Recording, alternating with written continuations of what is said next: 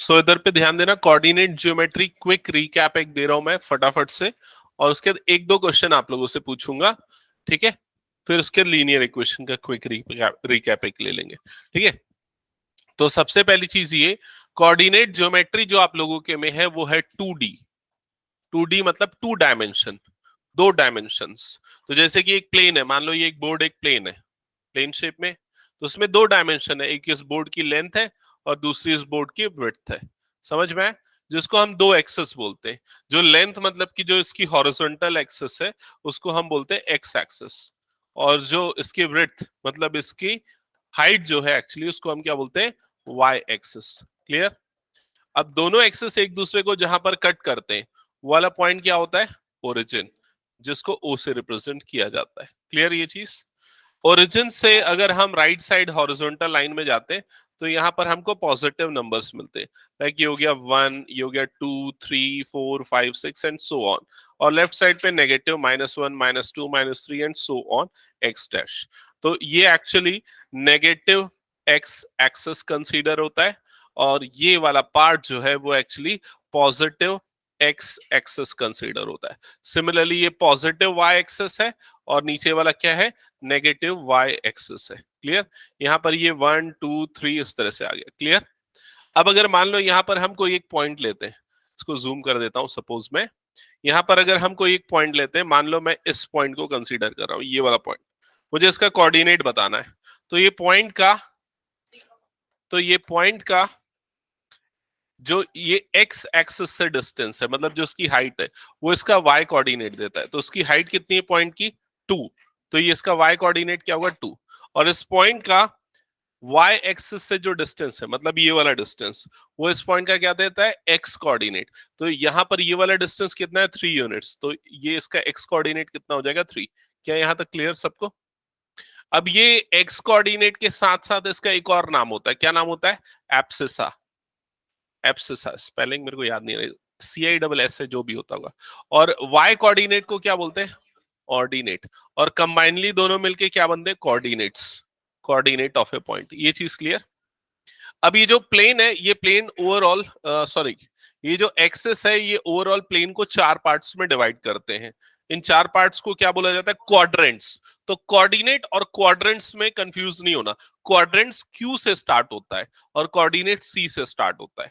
ठीक है? इस वाले पार्ट को बोलते हैं फर्स्ट क्वाड्रेंट, इस वाले पार्ट को बोलते हैं सेकंड क्वाड्रेंट, ये होता है थर्ड क्वाड्रेंट, और ये वाला पार्ट होता है फोर्थ क्वाड्रेंट। आप किसी भी कोऑर्डिनेट के साइन को देख के आप उसका क्वाड्रेंट डिसाइड कर सकते हो, बता सकते हो। तो फर्स्ट क्वाड्रेंट में दोनों के दोनों क्या होते हैं, पॉजिटिव। सेकंड क्वाड्रेंट में एक्स नेगेटिव होता है, वाई पॉजिटिव, क्योंकि ऊपर है और लेफ्ट है। ठीक है? और यहां पर दोनों नेगेटिव क्योंकि नीचे है और लेफ्ट है, और यहां पर प्लस माइनस। क्लियर हुआ ये चीज? इस तरह से तो कोई भी जो पॉइंट है वो कहां पर फॉल कर सकता है, इन चारों क्वाड्रेंट्स में किसी एक में, या फिर इन दोनों एक्सेस में किसी एक में फॉल कर सकता है। क्वाड्रेंट कौन से क्वाड्रेंट में, ये बड़ा इजीली आप बता दोगे, जैसे 2, -3 क्वाड्रेंट बताओ जल्दी, फोर्थ क्वाड्रेंट। अगर ये लिखता हूं -5, -2 क्वाड्रेंट बताओ, थर्ड क्वाड्रेंट। ये बड़ा इजीली बताते हो, लेकिन बच्चे कहां पर कंफ्यूज होते हैं, अगर मैंने ऐसा लिख दिया 0, 5, ये पॉइंट कहां पर आएगा, एक्स एक्सेस की वाई एक्सेस, ये वाई एक्सेस में। तो बड़ी सिंपल सी चीज है, जो कोऑर्डिनेट 0 नहीं है ये वहां पर फॉल करेगा, जो 0 है उसमें फॉल नहीं करेगा। अगर ऐसा रहता पॉइंट 0, -3, 0, तो ये पॉइंट कहां पर फॉल करता, गुड इवनिंग, एक्स एक्सेस पे फॉल करता। क्लियर सबको ये चीज? हम्म। तो ये सारा प्री रिक्विजिट है, या जो जरूरी है कोऑर्डिनेट ज्योमेट्री के बारे में जानना। करेंगे इसको, कुछ प्री रिक्विजिट शॉर्ट समरी चाहिए थी इसकी, तो वो बता दे रहा था। ठीक है? अब इसके बाद इस पे बेस्ड मैं कुछ एक दो क्वेश्चंस पूछ लेता हूं आप लोगों से, फिर उसके बाद हम स्टार्ट करते हैं नेक्स्ट जो रिवीजन बोल रहे हैं, लीनियर इक्वेशन का रिवीजन, एक शॉर्ट समरी। ठीक है? तो क्वेश्चन पूछूं, क्वेश्चन पूछ रहा हूं मैं।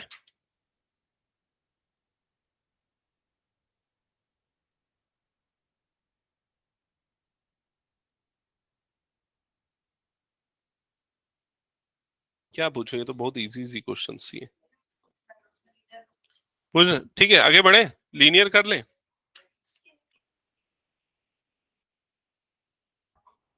ओके, लीनियर की एक शॉर्ट समरी ले लेते हैं, चलो जल्दी से।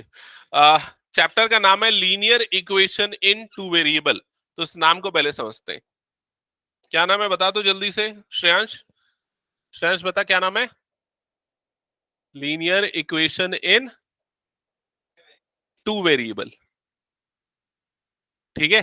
तो टू वेरिएबल से मतलब क्या है, इसमें दो वेरिएबल होते हैं, एक वेरिएबल एक्स और दूसरा वेरिएबल को हम क्या लेते हैं, वाई। तो एक्स और वाई के अलग अलग कॉम्बिनेशन जो बनेंगे जिससे एक इक्वेशन बनेगी, ठीक है, वो लीनियर इक्वेशन है इन टू वेरिएबल। जैसे कि 2x plus 3y is equal to 5, ये एक linear equation in two variable है।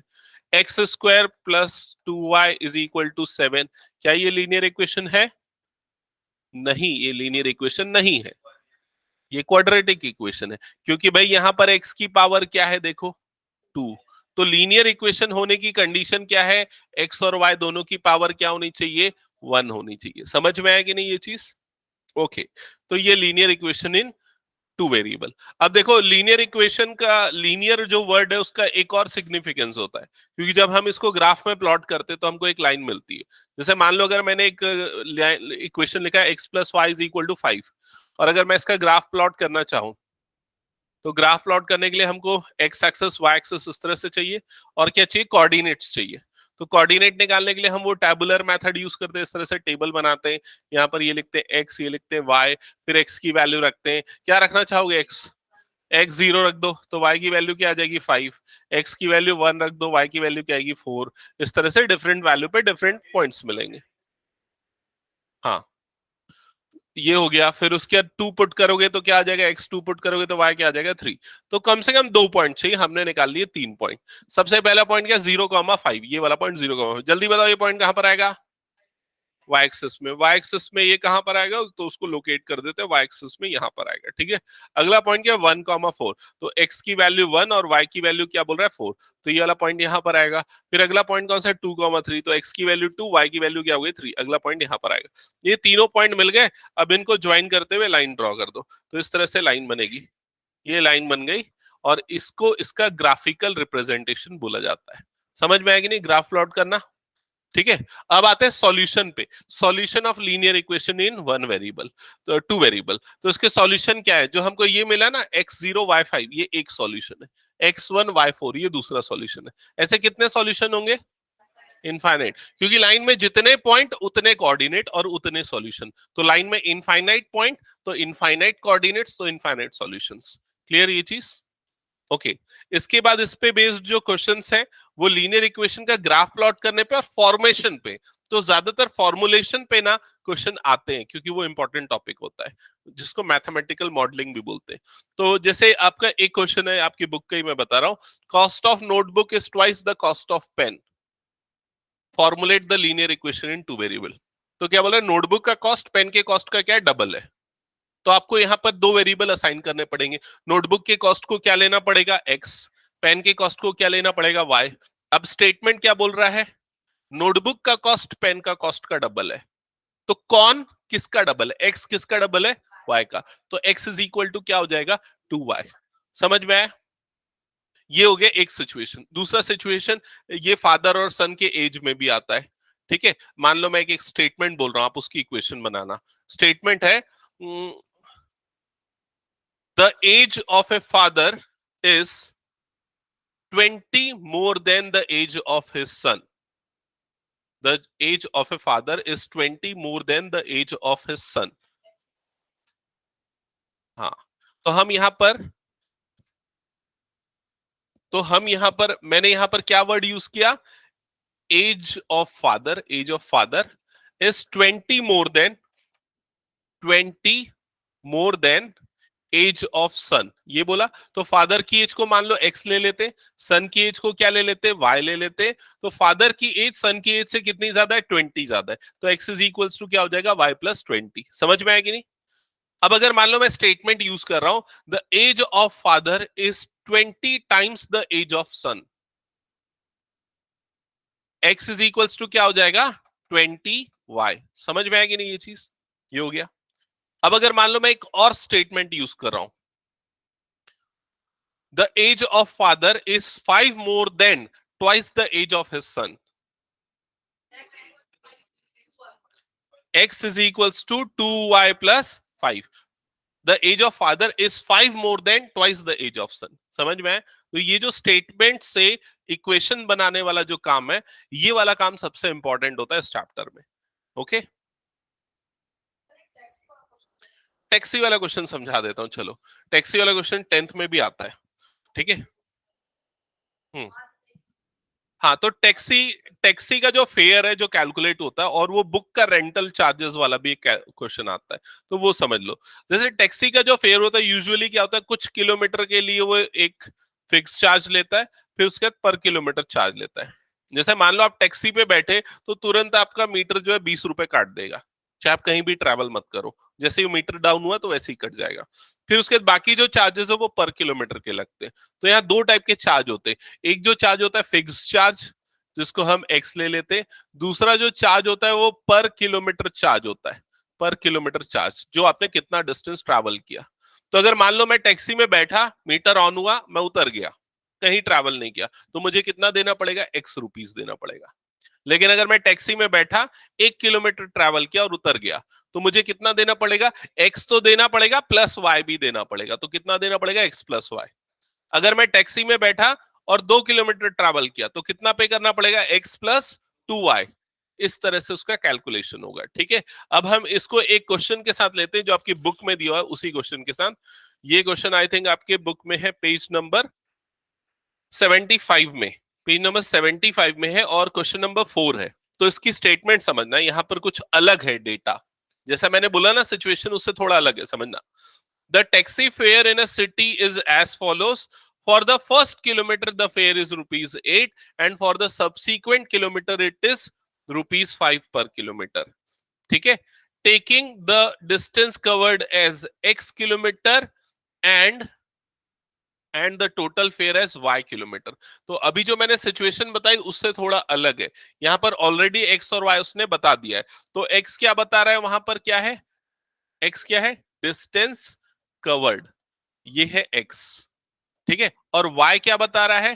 टोटल फेयर, ये बता रहा है टोटल कितना लगा. और उसमें बोल रहा है कि पहला फर्स्ट किलोमीटर जब आप ट्रैवल करोगे तो कितना चार्ज करेगा? वो ₹8. और उसके बाद पर किलोमीटर का क्या चार्जेस है? पर किलोमीटर का चार्जेस है ₹5. समझ में आई ये चीज? ठीक है. तो आपको टोटल कितना चार्ज पड़ा, ये आपको इसके लिए इक्वेशन बनानी है. तो यहां पर ध्यान देना कैसे बनेगी इक्वेशन. आप अगर मान लो x किलोमीटर ट्रैवल कर रहे हो, ये आप ट्रैवल कर रहे हो x किलोमीटर, इतना ट्रैवल कर रहे हो. तो जब आप पहला किलोमीटर ट्रैवल करोगे, फर्स्ट किलोमीटर 1 किलोमीटर, तो उसके लिए आपको कितना चार्ज देना पड़ेगा? ₹8. तो पहले 1 किलोमीटर का आपको देना पड़ेगा ₹8. बाकी आप कितना ट्रैवल करोगे? क्योंकि टोटल x आपने ट्रैवल किया, 1 किलोमीटर का ₹8 दिया, बाकी कितने किलोमीटर और बच गए? x-1 इतना बचा ना. 1 किलोमीटर इधर गया, एक बाकी कितना बचा? x-1. और इसका जो चार्ज है वो कितना है? ₹5 पर किलोमीटर. तो ₹5 पर किलोमीटर. समझ में आया कि नहीं? तो अगर टोटल फेयर निकालना है तो ये ₹8 है ना, एक्चुअली ये ₹8.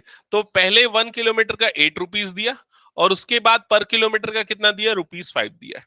अब टोटल फेयर कैलकुलेट करते, तो ये हो जाएगा ₹8 प्लस ये क्या हो जाएगा? 5 इंटू x-1. क्यों 5 इंटू x-1 आया? समझ में आएगी नहीं?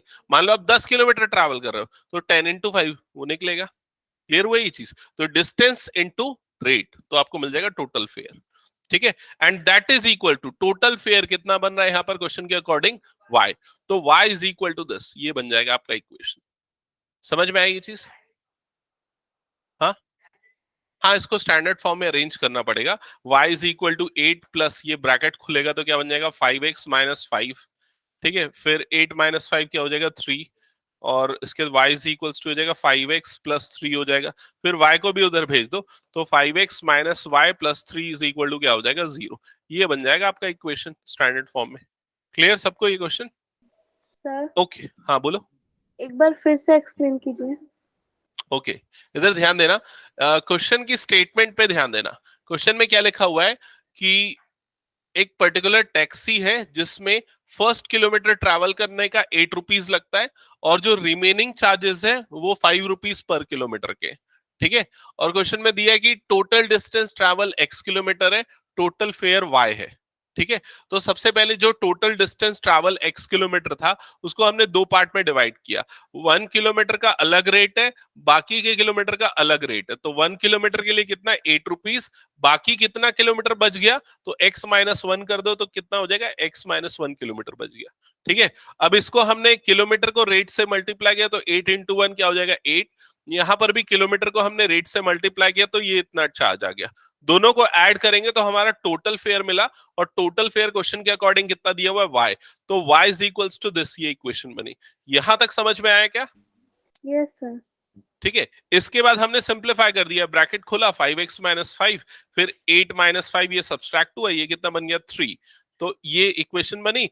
आगे आप चाहो तो y को उधर शिफ्ट कर दो, तो 5x minus y plus 3 is equal to 0। ये स्टैंडर्ड फॉर्म में लिख सकते हो। अब बताओ कहीं पर कुछ डाउट है तो?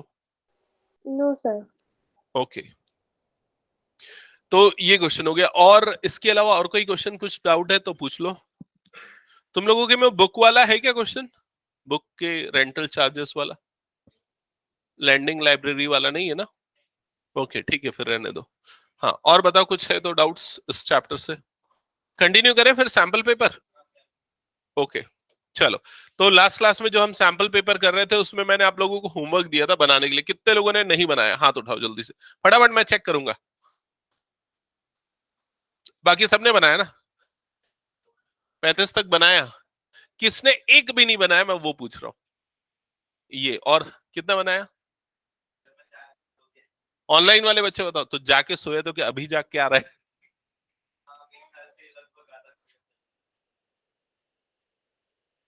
तो तू पिछले 48 घंटे से सो ही रहा था क्या?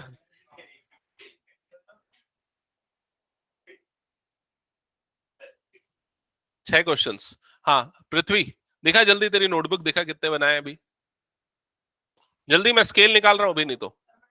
क्यों? श्रेयांश, क्या कितने क्वेश्चंस बनाए? हाँ देखा, कहाँ ट्राई किया, दिखाओ जल्दी। काव्य कितने बनाया? देखा सॉल्यूशन, देखा तेरे, सब बहाने हैं तुम लोगों के। अभी कल तुम लोगों का मैं टेस्ट ले रहा हूं एक बार, एक फुल टेस्ट है कल। हाँ टाइमिंग बताऊंगा मैं, 10 बजे से रहेगा मैक्सिमम, कोई भी रहेगा। मेक्स पूरा फुल, कोई भी क्वेश्चंस। मार्क्स 40 मार्क्स करेगा। इसी टाइप का सैंपल पेपर टाइप के क्वेश्चन में। नहीं नहीं नहीं नहीं, वन आवर का रहेगा अप्रोक्सीमेटली, 1 आवर 15 मिनट्स मैक्सिमम, उससे ज्यादा नहीं। नहीं 2 घंटे नहीं, बहुत ज्यादा हो जाएगी। 1 आवर 15 मिनट्स।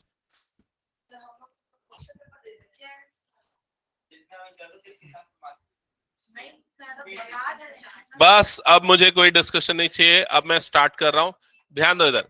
क्वेश्चन नंबर 22, यहां से मैंने बनाने बोला था। 22 बना क्या? क्या लिखा? Write the coordinate of a point on x axis at a distance 4 unit from the origin in the positive direction of x axis and then justify your answer. तो ये बताओ कोऑर्डिनेट क्या है उस पॉइंट का? 4,0, करेक्ट, 4,0, ये आएगा इस पार्ट का आंसर। ठीक है, second question, 23rd question. A chord of a circle is equal to the radius, find the angle subtended by the chord at a point in the major segment। इसका किसने बताया? हाँ वेरी गुड। और कोई? Justify में ऐसी statement लिखना है, the distance from origin in the positive direction of x axis will give you x coordinate, and since the point lie on x axis so its y coordinate will be 0। ये statement लिखना पड़ेगा। हाँ second part का answer कैसे बनेगा, देखो इधर ध्यान देना। सेकंड पार्ट में क्या लिखा हुआ है? A chord is equal to the radius, इसको समझो। A chord is equal to the क्या लिखा हुआ है? रेडियस। तो सपोज यहां पर हम कंसीडर करते हैं ये हमारे पास एक कॉर्ड है, ये हो गया कॉर्ड, छोटा बनाते हैं थोड़ा सा, ये हो गया कॉर्ड, और ये कॉर्ड रेडियस के इक्वल है। मतलब यहां से ये सेंटर हो गया, मान लेते हैं ये सेंटर से हमने ज्वाइन कर दिया, और इस तरह से ये हमारा सेंटर O है, और ये रेडियस R है, ये भी रेडियस R है, और ये कॉर्ड की लेंथ भी R के इक्वल है। क्लियर हुआ ये चीज? तो यहाँ पर 45 है क्या? हाँ 45 है क्या? नहीं 45 नहीं होगा। Angle in a semicircle 90 degree. No, why 90 degree? ये सेमी सर्कल थोड़ी ना बन रहा है, ये ओके सेमी सर। सर्कल थोड़ी ना है, ये यहाँ पर कॉर्ड रेडियस के इक्वल है, मतलब ये कौन सा ट्राइंगल बन रहा है, इक्विलेटरल। और इक्विलेटरल ट्राइंगल के सारे एंगल्स कितने होते हैं, 60। तो सेंटर पे जो एंगल बनेगा वो एंगल कितना होगा, 60 डिग्री। क्या ये समझ में आया?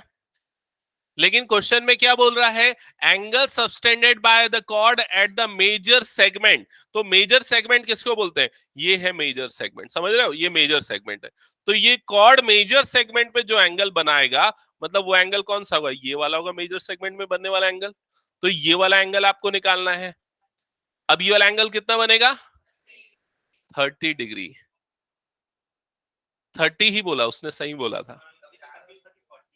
Angle subtended by an arc at the center is double the angle subtended by it in remaining part of a circle.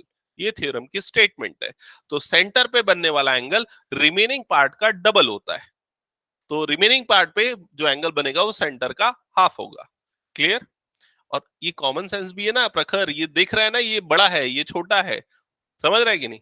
तो अगर कंफ्यूजन हो जाए कौन किसका हाफ कौन किसका डबल, तो उससे बना देना। हटा दो उसको मैं फिर। ओके, नेक्स्ट क्वेश्चन पे आते हैं। नेक्स्ट क्वेश्चन ध्यान देना, क्वेश्चन नंबर 24। कितने लोगों ने बनाया ये वाला क्वेश्चन 24? Okay good. तो क्वेश्चन नंबर 24 पे क्या लिखा हुआ है देखो, the sides of a triangle are 11, 60 and 61, find the altitude of smallest side. तो इस क्वेश्चन में आपको ट्राइंगल की साइड्स दी हुई है और आपको स्मॉलेस्ट साइड के अलोंग उसका एल्टीट्यूड निकालना है। पहले ये बताओ कितने लोग समझ पाए कि ये कौन से चैप्टर का है, कौन से चैप्टर का है? ये है हेरॉन्स फॉर्मूला का, सही। तो हेरॉन्स फॉर्मूला का क्वेश्चन है, ये तो समझ गए। तो यहां पर हम इस तरह से लेते हैं कुछ, ये हो गया एक स्मॉलेस्ट साइड, ये हो गया एक दूसरी साइड, ये हो गया एक तीसरी साइड, ये हो गया, नहीं इसको ऐसा ले लेते, ये और ये इस तरह से, ठीक है। और यहां पर हम इसकी साइड्स की लेंथ मार्क करते हैं। सबसे छोटी वाली साइड को ले लेते 11, फिर उससे बड़ी वाली साइड को ले लेते, ये हो गया सपोज 60 और ये हो गया 61, ठीक है। आपको क्या बोल रहा है, जो स्मॉलेस्ट साइड है उसके अलोंग इसका एल्टीट्यूड निकालना है। एल्टीट्यूड का मतलब क्या होता है पता है कि नहीं, एल्टीट्यूड मतलब हाइट होती है। तो आपको इसकी हाइट निकालनी, किसके अलोंग बोल रहा है, स्मॉलेस्ट साइड। स्मॉलेस्ट साइड मतलब 11 सेंटीमीटर वाले साइड के अलोंग उसकी हाइट निकालनी। क्वेश्चन समझ में आया सबको? ठीक है। अब हाइट कैसे निकालेंगे, तो देखो हाइट निकालने के लिए ना हम ये वाला फॉर्मूला यूज करेंगे, half base into height is equals to क्या होता है, एरिया, एरिया ऑफ ट्राइंगल। अब हम क्या करेंगे, हम एरिया ऑफ ट्राइंगल निकालेंगे। बेस तो हमको पता है, बेस कितना है 11, ये हो गया बेस 11, और एरिया निकालना पड़ेगा जिससे हमको क्या मिल जाएगा, हाइट मिल जाएगा। क्वेश्चन समझ में आया सबको? अब एरिया कैसे निकालेंगे, एरिया निकालेंगे हेरॉन्स फॉर्मूला से। हेरॉन्स फॉर्मूला में सबसे पहले क्या चाहिए, सेमी पेरीमीटर एस। तो सेमी पेरीमीटर एस का कैलकुलेशन स्टार्ट करते हैं। तो एस इज इक्वल्स टू क्या होता है,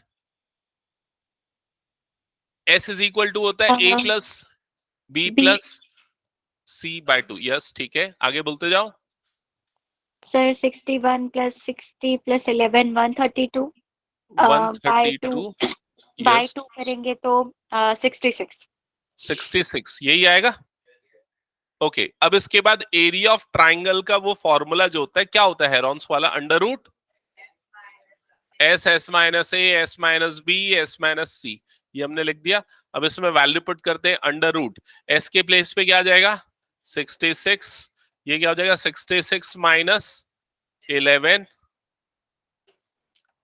माइनस 60, 66 माइनस 61। ओके तो ये कितना हो जाएगा रूट 61, 66। एक काम करता हूं मैं इसको ना फैक्टराइज करके लिखता हूँ। 66 को क्या कैसे फैक्टराइज कर सकते हैं, 11 इंटू 2 इंटू 3,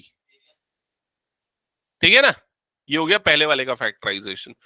दूसरा वाला जो है कितना आ जाएगा, ये 55 आ जाएगा, समझ गया 55।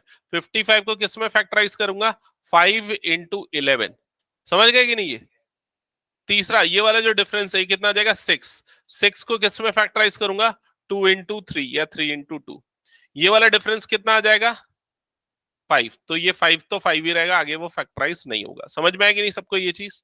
अब पेयर बनाएंगे, देखो कौन कौन से पेयर बन रहे हैं। यहाँ पर सबसे पहले 11 का एक पेयर बन रहा है तो एक 11 निकलेगा, 2 का एक पेयर बन रहा है तो एक 2 निकलेगा, 3 का एक पेयर बन रहा है तो 3, और 5 का एक पेयर बन रहा है तो 5। तो सबके पेयर बन रहे हैं। तो यहाँ पर आ जाएगा 2 एक 2 एक आएगा, 3 एक आएगा, 5 एक आएगा और 11 एक आ जाएगा। तो 2 3 जा 6, 6 5 जा 30, 30 इंटू 3 330।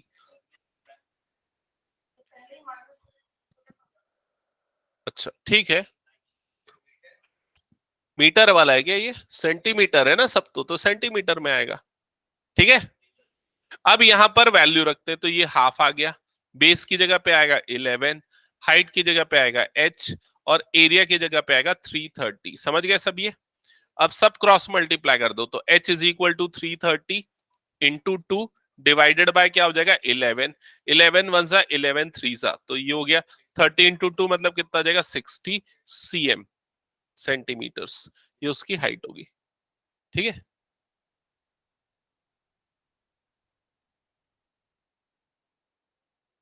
हटा दो फिर इसको मैं। अच्छा एक बात बताओ, इस ट्रायंगल को क्या नाम दोगे? नहीं, आइसोसेलेस कैसे? आइसोसेलेस तो जब दो साइड इक्वल होती तो आइसोसेलेस। स्केलन, और कुछ नाम नहीं दे सकते?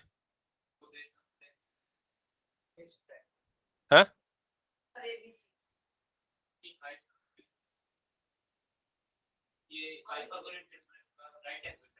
एग्जैक्टली ये राइट एंगल ट्रायंगल है।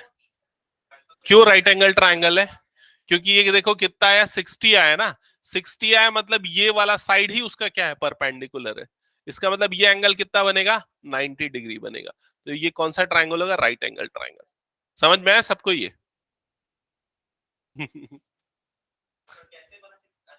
ये हाइट कितनी आई उसकी, 60। इसका मतलब यही उसकी हाइट है, ये जो हमने मार्क की है। समझ में आया कि नहीं? क्योंकि ये 60 है तो इसका मतलब ये भी 60 तभी होगा जब दोनों सेम होगा। हाँ ठीक है, हटा दो इसको मैं। ओके, नेक्स्ट क्वेश्चन चेक करो।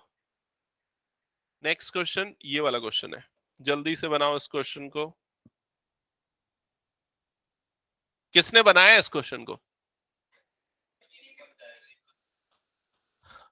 Find the area of triangle, और इसमें क्या बोला है, लेंथ ऑफ साइड ये है। क्या क्या है? 5x 5x और 8x। तो a इज इक्वल टू क्या हो जाएगा 5x, b is equal to क्या हो जाएगा 5x, c is equal to क्या हो जाएगा 8x। ये हो गया, और आपको area of triangle find out करना है। क्या है आंसर? x कैसे 10 आया? एक मिनट भाई, x10 कैसे आया, मेरे को ये नहीं समझ।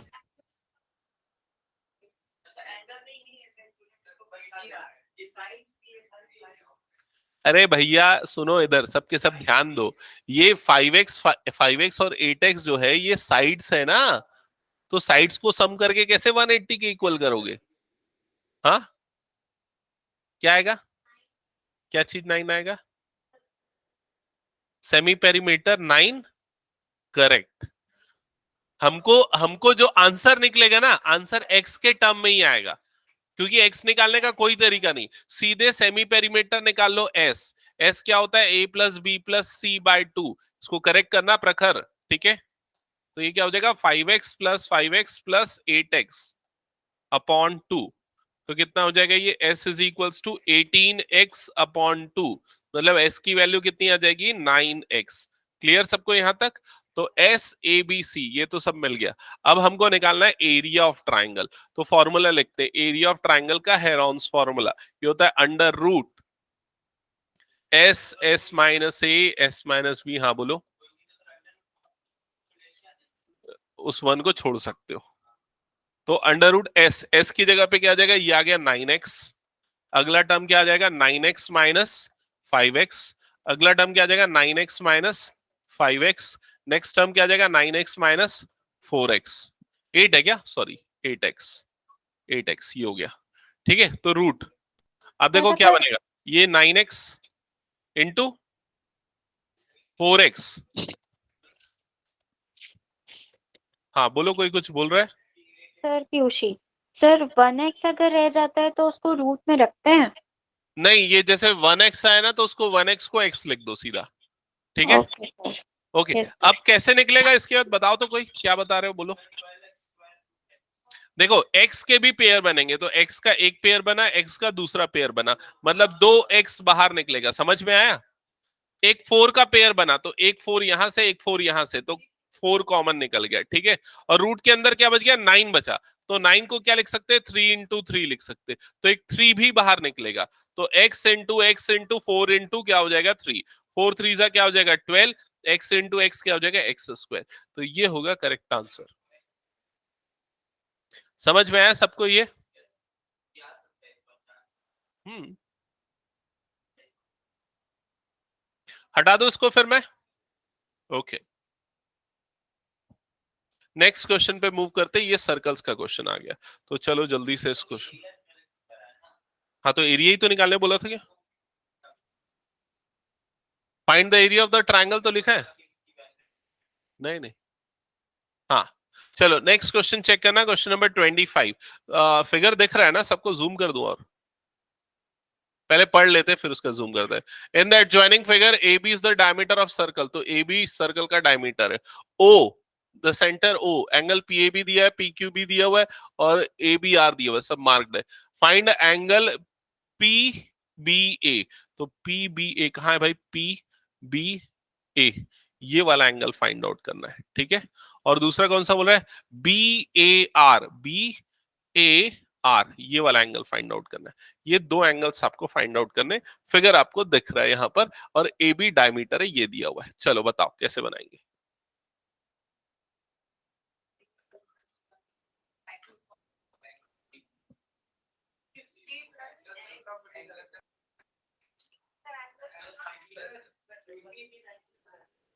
एक काम करो, चलो सॉल्व करो, करेक्ट आंसर तक पहुंचो। सॉल्व करो, मेरे को सीधा करेक्ट सॉल्व करके आंसर बताओ। डिस्कशन करके नहीं, इंडिविजुअली, इंडिविजुअली।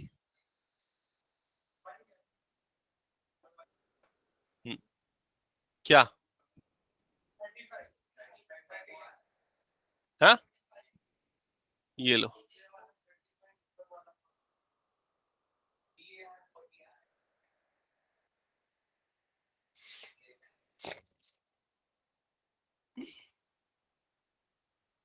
हाँ, क्या बोल रहे हो? बी ए आर कितना आ रहा है?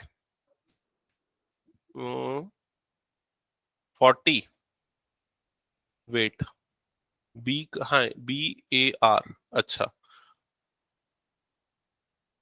हाँ ठीक है।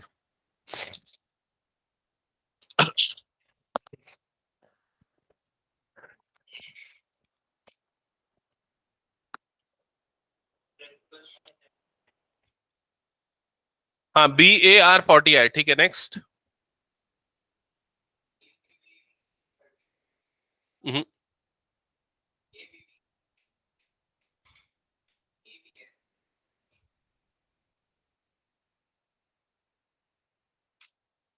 ए पी बी निकालना है ना? नहीं, पी ए बी निकालना है ना? पी पी बी ए निकालना है, पी बी ए। हाँ, सर PBA 50। पी बी ए 50 नहीं, नहीं 50 नहीं आएगा। एक्चुअली इसमें वो जो 25 डिग्री दिया हुआ है ना, उसका तो कोई रोल ही नहीं है, उसके बिना ही बन जाएगा ये, उसकी जरूरत ही नहीं पड़ेगी वो 25 डिग्री। देखो मैं बता देता हूँ, इधर सुनो। सबसे पहले ना, ये वाला ट्रायंगल देखो, ये ट्रायंगल दिख रहा है आप लोगों को? ये वाला ट्रायंगल, ये ट्रायंगल दिखा कि नहीं? ये ट्रायंगल में ये वाला एंगल 90 डिग्री बनेगा। रीजन बताओ क्यों? Semi circle subtend right angle, angle subtended bye semi circle is right angle, समझ गए? तो ये कितना बनेगा? 90 डिग्री। ये कितना दिया हुआ है? 50 डिग्री दिया हुआ है, तो ये वाला एंगल कितना बनेगा? 40 डिग्री। क्या ये समझे कि नहीं समझे? क्लियर? ओके। उसी तरीके से, सेम तरीके से ये वाला एंगल में, ये वाला एंगल भी कितना होगा? 90 degree, angle subtended bye semi circle. ये कितना दिया हुआ है? ये वाला एंगल कितना दिया हुआ है? 55 डिग्री। तो एंगल सम प्रॉपर्टी से ये वाला एंगल निकल जाएगा। क्या आ जाएगा? 180 माइनस 145, क्योंकि इन दोनों का सम कितना है? 145। 180 माइनस 145 मतलब कितना आ जाएगा? ये 35 डिग्री। समझ में आएगी नहीं सबको ये? तो ये 25 डिग्री नहीं भी दिया रहता तो भी आप निकाल लेते। और किसी को कुछ डाउट इसमें? हटा दो इस क्वेश्चन को मैं। Okay, next question, question number 26। चलो बनाओ इसको।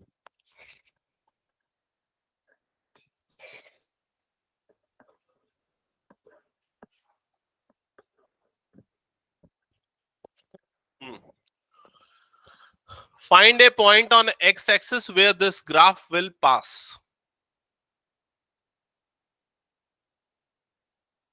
नहीं, गलत। Find a point on x-axis from where the graph of this linear. गलत। और कोई आंसर ऑनलाइन में कोई आंसर करेगा इसका? जल्दी बताओ। फास्टेस्ट फिंगर फर्स्ट, जल्दी बताओ कौन बताएगा जल्दी आंसर। हाँ, सर 1/2। थोड़ा सा गलत कर दिया। गलत, गलत। और कोई बता दूं? सुनो इधर, मान लो ये एक्स एक्सिस है, समझ गए ना, ये एक्स एक्सिस है, और मान लो वो जिस लाइन के बारे में बात कर रहा है वो लाइन ये है, ठीक है? तो ये लाइन एक्स एक्सिस को जिस पॉइंट पे पास कर रही है उसका कोऑर्डिनेट बताना है। तो आपको कौन से पॉइंट का कोऑर्डिनेट बताना है? आपको इस पॉइंट का कोऑर्डिनेट बताना है, समझ में है? और ये पॉइंट कहां पर है? ये पॉइंट कहां पर है? ये पॉइंट है एक्स एक्सिस में। अगर कोई पॉइंट एक्स एक्सिस में होता है तो उसका कौन सा कोऑर्डिनेट जीरो होता है? Y coordinate. तो इसका मतलब इस पॉइंट का कोऑर्डिनेट क्या होगा? X comma zero. क्या ये समझे? तो पहली बात तो वही लोग गलत बोल रहे थे जो पहले जीरो बोल दे रहे थे। तो जीरो पहले होएगा ही नहीं, एक्स होगा और वाई क्या होगा? जीरो। अब इससे आपको ये पता चल गया कि वाई की वैल्यू क्या है? जीरो। अब y की वैल्यू रख दो जीरो, कहां पर? इस जगह पे। तो यहां y की जगह पे जीरो रखो तो क्या हो जाएगा? 2x is equal to 1 minus 5 into zero. समझ में आई ये? तो 2x इज इक्वल्स टू क्या हो जाएगा? ये 1, क्योंकि 5 इंटू जीरो क्या होता है? जीरो। तो x की वैल्यू कितनी आएगी? 1/2। ये क्रॉस मल्टीप्लाई होगा, ठीक है? प्रखर देखना कहां पर गलती किया है, कहां ऐसा किया था क्या? y की वैल्यू रखा था? हाँ, x की वैल्यू जीरो नहीं रखना है, कि इसकी वैल्यू जीरो रखना है, y की वैल्यू। समझ गए? जैसा अगर मान लो ये क्वेश्चन में होता find the point where it intercept y axis, ये y एक्सिस को जहां पर कट करेगा उसका कोऑर्डिनेट निकालो। तो आप x की जगह पे क्या रखोगे? जीरो। समझ गए ना? ये क्वेश्चन आ सकता है, अच्छा क्वेश्चन है। इरेज कर दो इसको मैं। ओके, नेक्स्ट ये क्वेश्चन बनाना। नेक्स्ट उसका ऑप्शन वाला जो पार्ट है, if the point this and this lie on a graph this, find the value of a and b। तो क्या करना है भाई इसमें बताओ? ये थोड़ा ट्रिकी है क्वेश्चन। पहले ना हम ये वाला पॉइंट रख देंगे, ये वाला पॉइंट जो है ना इसमें रख देंगे, इसमें रख देंगे। मतलब ये क्या हो जाएगा? x की जगह पे क्या आएगा? 1। x कोऑर्डिनेट 1 है ना, मतलब x की जगह पे क्या आ जाएगा? 1। तो 1/a हो जाएगा, प्लस y की जगह पे क्या आ जाएगा? 0, प्लस 0/b आ जाएगा, इज इक्वल टू क्या हो जाएगा? 1। समझ में आया कि नहीं क्या किया? तो 0 कुछ भी हो वो पूरा क्या हो जाता है? 0। तो 1/a इज इक्वल टू क्या बच गया? 1। समझ गए? इसको क्रॉस मल्टीप्लाई करो तो a इज इक्वल टू क्या आ जाएगा? 1, क्योंकि इधर पे क्रॉस मल्टीप्लाई हुआ तो इधर पे 1 बचा, a उधर गया, a इंटू 1 ये, तो a की वैल्यू आएगी 1। समझ गए? अब a की वैल्यू मिल गई ना, तो a की वैल्यू को इस इक्वेशन में रख भी दो। तो x अपॉन कुछ भी नहीं क्योंकि 1 है, plus y upon b is equal to क्या हो गया? 1। क्या ये समझे? अब आते हैं दूसरे पॉइंट को। तो दूसरा पॉइंट ये है, अब इसको रखो यहां पर। तो अब x की जगह पे क्या आ जाएगा? 2, plus y upon sorry y की जगह पे क्या आ जाएगा? 1/b इज इक्वल टू क्या हो जाएगा? 1। क्या ये समझे? क्या a की वैल्यू 1 है ना? ये देख यहां पर a की जगह मैंने 1 रख दिया था ना, तो x/1 हो गया, तो 2/a या 2/1 लिख दे, क्या फर्क पड़ेगा उससे? ठीक है? फिर ये 2 उधर क्रॉस मल्टीप्लाई होगा, तो 1/b इज इक्वल टू क्या हो जाएगा? 1 - 2। समझ में आया? तो 1/b की वैल्यू क्या हो जाएगी? -1। क्रॉस मल्टीप्लाई करना, तो 1 इज इक्वल टू क्या होगा, माइनस बी, जिससे बी की वैल्यू क्या आ जाएगी, -1। ठीक है, हुआ सबका? तुम लोग लिखते हो कि नहीं लिखते हो यार? नीलेश, पृथ्वी क्या कर रहे हो? खाली ये मूवी चल रही है क्या, ऐसे ही देख रहे हो? हाँ,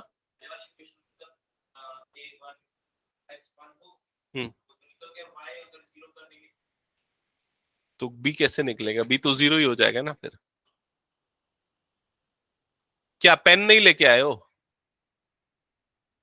अभी तो आज तुम दोनों बेटा, तुम दोनों रुकोगे आज, बहुत बदमाशी हो गई है। हटाओ इसको, इरेज कर दूं मैं? ओके, नेक्स्ट क्वेश्चन पे मूव करते हैं। Next question number 27। ठीक है, ये क्वेश्चन ध्यान देना। Question number 27, draw the graph of this, from the graph check whether this is a point, this is a solution of this equation और not. तो मतलब क्या करना पड़ेगा इसके लिए, हमको इसका ग्राफ बनाना पड़ेगा और ग्राफ से चेक करना पड़ेगा इसका सॉल्यूशन है या नहीं। तो आप बिना ग्राफ प्लॉट किए चेक कर सकते हो क्या ये इसका सॉल्यूशन है या नहीं? कैसे चेक कर सकते हैं? इसमें सीधा वैल्यू पुट कर दो, एक्स और वाई की वैल्यू। तो एक्स की जगह पे क्या पुट करना है, -1 +2, वाई की जगह पे क्या पुट करना है, -2। ठीक है, ये कितना जाएगा, -1, ये क्या हो जाएगा, -4, ये कितना है, -5। राइट साइड में कितना दिया हुआ है, 8। तो क्या ये 8 के बराबर होता है? नहीं होता, नॉट इक्वल्स टू 8। इसका मतलब ये वाला पॉइंट इसका सॉल्यूशन नहीं है। ये मैंने बिना ग्राफ के किया, आप ग्राफ प्लॉट करके कर सकते हो। ठीक है, हटा दो इसको फिर मैं। हाँ, ग्राफ तो बनाना ही पड़ेगा क्योंकि 3 मार्क्स का है। ओके, नेक्स्ट क्वेश्चन, इस पे आते हैं। अरे यार, ये वाला क्वेश्चन टफ दे दिया तुम लोगों के हिसाब से। नहीं, ये वाला तुम लोगों के में नहीं आएगा। ये ये वाला क्वेश्चन बोल रहा हूं, ये वाला। ये एक्चुअली क्या है, 2 वेरिएबल 2 इक्वेशन है, ये 10th का क्वेश्चन है, इसलिए नहीं आएगा, गलती से आ गया होगा। नहीं था, नहीं था। क्वेश्चन नंबर 28 करना, चलो 28th क्वेश्चन करो।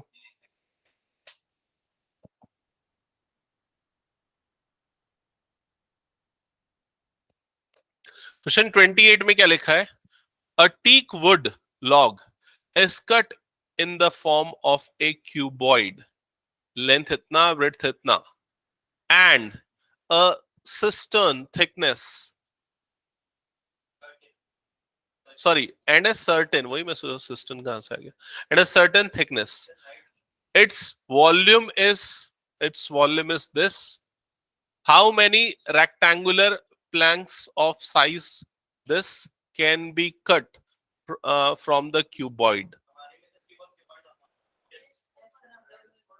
ओमिटेड है क्या सबके में, क्यूबॉइड? ठीक है, फिर हटा देते हैं इसको। थिकनेस मतलब उसकी थिकनेस अननोन है, एल बी इंटू एच होता है ना, तो लेंथ दे दिया, ब्रेड्थ दे दिया, थिकनेस मतलब उसकी हाइट है, वो अननोन है, तो उसकी पहली हाइट इसमें से मिल जाएगी अपने को।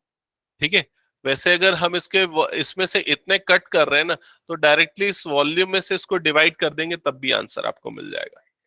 डिवाइड करना पड़ेगा, ये वाले वॉल्यूम में आप इसको इससे डिवाइड कर दो, आपका आंसर।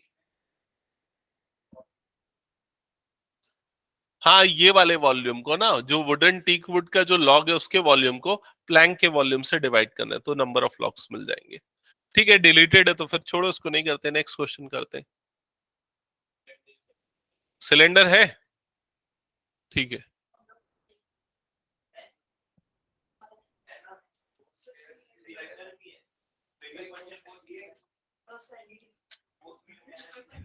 चलो ठीक है, ये देख लो।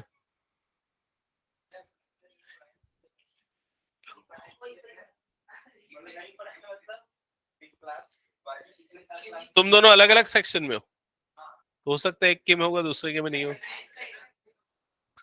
ओके, चलो इधर देखो क्या लिखा है, ए सिलेंड्रिकल रोलर, सिलेंड्रिकल रोलर की लेंथ दी हुई है, ठीक है, और उसका रेडियस दिया हुआ है। When rolled on a ground was found to cover this much area. How many revolutions it will make? तो सिलेंड्रिकल रोलर मतलब समझ रहे हो, प्लेग्राउंड में वो जो रोलर यूज करते हैं इस टाइप का, क्रिकेट वाला। हाँ, इस तरह का कुछ, ठीक है। ये सिलेंड्रिकल रोलर है, ठीक है। यहाँ पर इस तरह से उसके रॉड होते हैं, ओके। और ये सपोज प्लेग्राउंड है, ये प्लेग्राउंड है, तो इस सिलेंड्रिकल रोलर को इस पे रोल कर रहा है, रोल कर रहा है, तो कितने एरिया को प्लेन कर रहा है, उतने एरिया को प्लेन कर रहा है, ठीक है। तो आपको क्या बोल रहे हैं, कितने बार वो रिवॉल्व करेगा इसके लिए। इसमें आपको दो चीजें दी हुई है, इसका लेंथ दिया हुआ है, इसका लेंथ, ये सिलेंड्रिकल रोलर की लेंथ है, वो कितना है 1.5 मीटर, और इसका रेडियस दिया हुआ है, नहीं मैं उल्टा लिख दिया ना, इसका लेंथ 2.5 मीटर है और इसका रेडियस 1.5 मीटर है, 1.5 मीटर, ठीक है।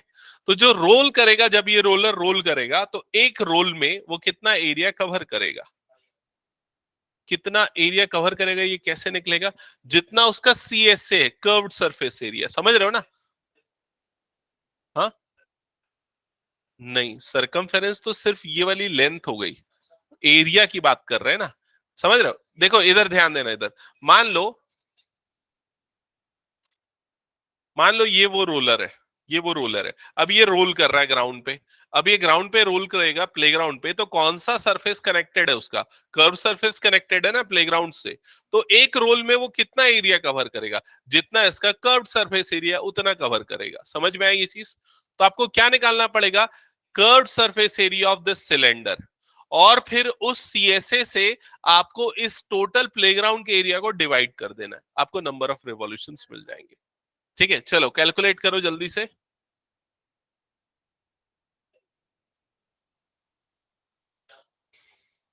क्या है CSA ऑफ सिलेंडर,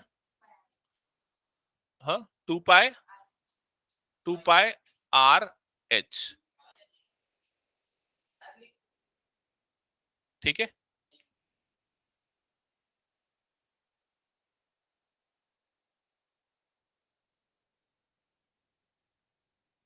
देखो याद रखने का तरीका मैं बताता हूँ, सुनो। ये जैसे ये मान लो सिलेंडर है, ये वाला जो पार्ट है, इस पार्ट को क्या बोलते हैं, सरकमफेरेंस। सर्कल का सरकमफेरेंस क्या होता है, 2 पाई R। अब वो याद नहीं है तो फिर नहीं, तरीका फेल हो जाएगा। इसका सरकमफेरेंस क्या होता है, 2 पाई R। इसको हाइट दे दो तो कितना हो जाएगा, 2 पाई RH। समझ गए कि नहीं। 2 पाई R इस बाउंड्री की लेंथ है, इनटू हाइट कर दो तो 2 पाई RH, ये इसका एरिया हो जाएगा CSA, ठीक है। तो CSA जब निकालने जाओगे तो वो कितना हो जाएगा, C is equals to 2 pi RH। तो 2 पाई की जगह पे 22/7, R के प्लेस पे क्या पुट करोगे, कितना दिया हुआ 1.5, H के प्लेस पे क्या पुट करोगे 2.5। एक काम करो, इसको फ्रैक्शन में लिख दो, C is equals to 2 into 22 into 15 into 25 divided by 7 into 100 हो जाएगा, ठीक है, जैसा भी लिखो। तो ये मिल गया सरकमफेरेंस। अब इस सरकमफेरेंस को से डिवाइड करना है किसको, ये जो टोटल इस प्लेग्राउंड का एरिया उसको, तो जिससे आपको नंबर ऑफ रिवॉल्यूशन मिल जाएंगे। तो number of revolution is equals to, यहाँ पर न्यूमरेटर में 165,000 है ना, 165,000 डिवाइडेड बाय ये नंबर लिख देते हैं, 2 into 22 into 15 into 25 divided by 7 into 100, ऐसा हो जाएगा। तो 7 into 100 रेसिप्रोकल होके ऊपर चला जाएगा, तो ये जाएगा 165,000 into 7 into 100 divided by, denominator में आ जाएगा 2 into 22 into 15 into 25, ये हो जाएगा। 25 वन सा 25 फोर सा, ये तो कट गया यहीं पर। 2 1 सा 2 2 सा, ये भी कट गया। 2 1 सा 2 11 सा, ये भी कट गया। 11 1 सा 11, 11 1 सा 11, 11 5 सा 55, और ये आ गए 2 0। 15 1 सा 15 से कितने टाइम्स हो जाएगा, 1 सा तो 100 हो जाएगा। तो न्यूमरेटर में क्या बच गया, 100 into 7, बस इतना ही बचा। तो आंसर कितना आएगा, 700 रिवॉल्यूशंस। तो कितने बाद रिवॉल्व करेगा, 700 टाइम्स रिवॉल्व करेगा, ठीक है। क्या हुआ, कुछ कैलकुलेशन एरर, देखो चेकआउट करो। हम्म, देखो यहाँ पर मैंने डिनोमिनेटर में जो लिखा वो तो ठीक है ना, मैंने तो कुछ नहीं किया था सिंप्लीफिकेशन, खाली इसको रख दिया। ये वाला पार्ट रेसिप्रोकल होके ऊपर गया, फिर काटना बस तो है यार। 25 वन सा 25 फोर सा काटा, फिर इस 4 से इन दोनों को काटा, 11 बचा, 11 से डिवाइड होगा, फिर 15 से डिवाइड होगा। नहीं, नहीं होता।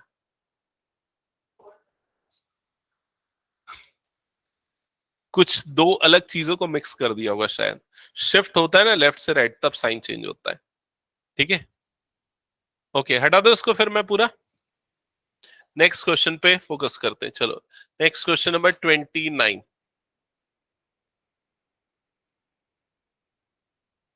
क्वेश्चन नंबर 29 में क्या लिखा है? In the given figure, ABCD is a square of side 4 centimeter. E and F are the midpoints of AB and AD respectively. Find the area of shaded region.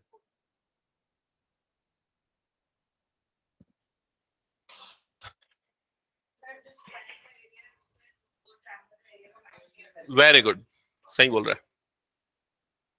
देखो यहाँ पर E जो है mid point है, F जो है mid point है, यहाँ पर एक ट्राइंगल बन रहा है।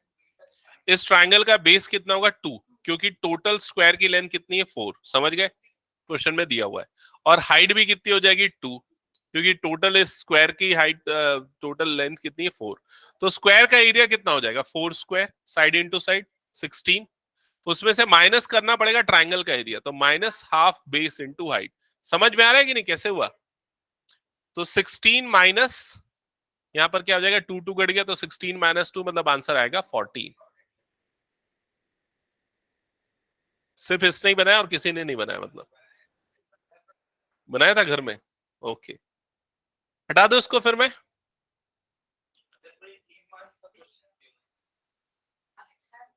अब दे दिया 3 मार्क्स का, तो ठीक है। नेक्स्ट क्वेश्चन ट्राई करो।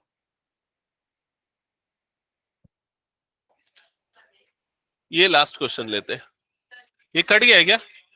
मीन मीडियन सब कट गया ना? अच्छा, तो ठीक है, स्किप कर।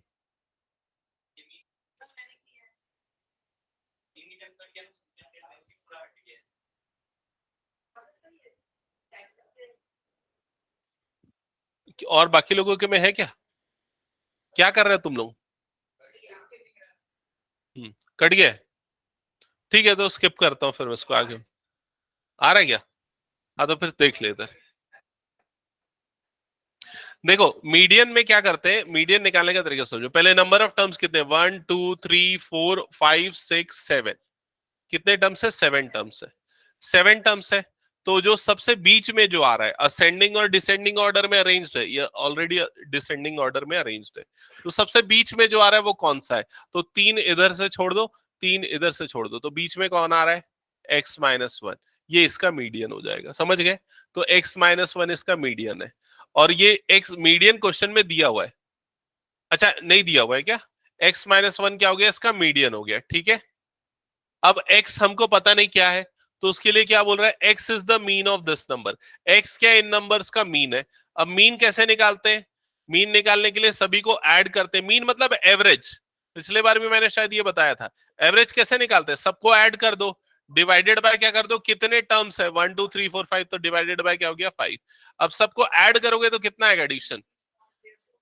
150। 150 बाय 5 तो कितना आ जाएगा? ये 30। 30 आएगा ना? तो x की वैल्यू आएगी 30, तो x की जगह पे 30 रखो, तो 30-1 मतलब कितना हो जाएगा? 29। तो 29 क्या हो जाएगा इसका? क्या हो जाएगा? 29 इसका मीडियन। समझ में आया क्या ये क्वेश्चन? हाँ,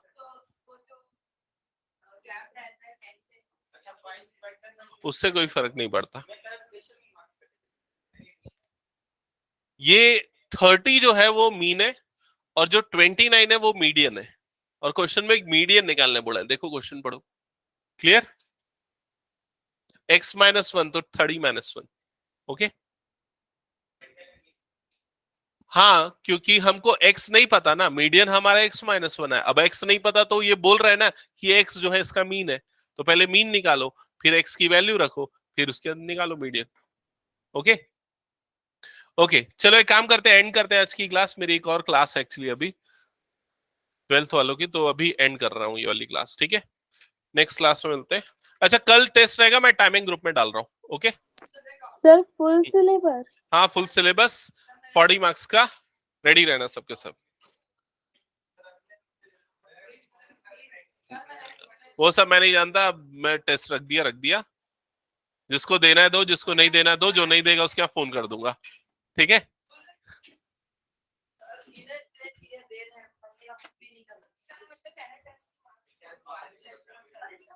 कल से दूंगा।